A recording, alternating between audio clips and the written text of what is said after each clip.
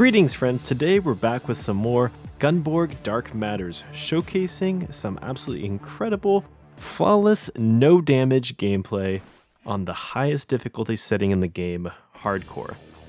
The levels I'll be showcasing are the 3 bonus levels that you unlock after completing the game, Escape Pod 1, 2, and 3. So I platinumed this game last week, and I did so by receiving an S rank on every level in the game. And ever since then, I've been absolutely obsessed with completing each level flawlessly, meaning acquiring every infobot and taking no damage in the process. So now, if you enjoyed this video and would love to see more in the future, please consider dropping a like, as well as a note or what your thoughts are on this video in the comments section below. With that being said, let's get on to the gameplays and the tips. The tips I'm sharing today are not just for these specific levels, but rather for the entirety of the game. You'll also notice that each of these bonus levels occur entirely in one room, because it's an escape pod, not a massive capital ship like where the majority of the levels in the main game take place. Tip number 1 is use the appropriate weapons. When engaging a large number of opponents at once, you'll want to use either the high fire rate green repeating blaster, the spread shotgun, or even the mech laser.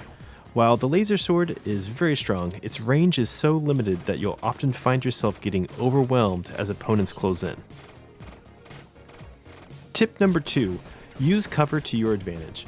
This is a crucial tip as it becomes necessary to complete the most challenging levels in the game.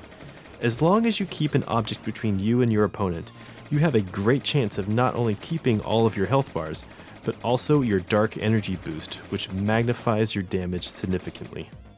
This cover also becomes crucial when dealing with both bombs and exploding containers. Those containers can take out anything within its vicinity, even your opponents. Tip number 3, use your shield often.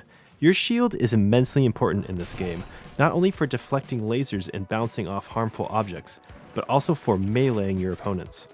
You'll have to use it judiciously though, as it has a very limited activation time. It can also be broken by strong laser fire, and it also has a cooldown period that you can see as air particles rush into Val's back. That air rushing in indicates the shield is recharging. Tip number 4, destroy shield bots first. Whenever you come across some round BB-8 looking shield bot, you'll want to take it out as quickly as possible. They often defend the stronger opponents and can become major headaches in later levels. I often use the strong laser sword against them at close range. Tip number 5, divide and conquer. This age-old strategy utilized by unscrupulous rulers will serve you well during frenetic firefights. Quickly identify which opponents need to be taken out first, like shotgun users, large mechs, and shielded flamethrower users, and attempt to separate them from the pack so that you can quickly dispatch them and then use their strong weapons against the rest. Tip number 6. Verticality is your friend. Jedi Master Obi-Wan Kenobi was onto something with his affinity for the high ground.